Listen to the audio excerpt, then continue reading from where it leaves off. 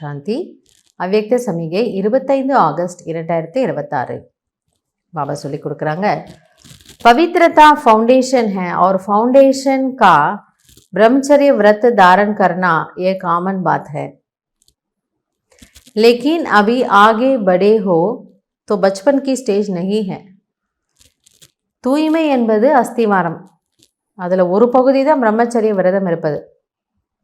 ஆனால் அது மட்டும் அல்ல, அதுக்கு அடுத்த நிலைக்கு நீங்கள் செல்ல வேண்டும்.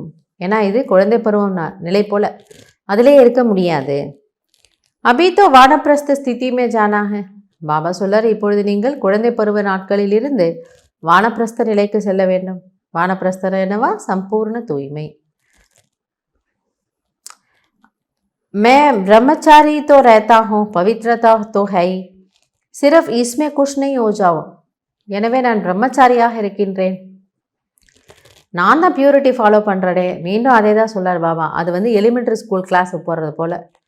அதுவே சிலருக்கு கஷ்டம், அது வேறு விஷயம். பட் அது பேஸ். ஆனால் அதுக்கப்புறம் தான் நீங்கள் அடுத்தடுத்து நிறைய வேலைகள் செய்ய வேண்டியது. இது இருந்தால் தான் அடுத்த நிலைக்கு நம்மளால் போக முடியும். ஆனால் அது மட்டும் நீங்கள் நினச்சி குஷிப்பட்டு எடுக்காதீங்க. मूल फाउंडेशन अपने संकल्प को शुद्ध बनाओ, ज्ञान स्वरूप बनाओ, शक्ति स्वरूप बनाओ.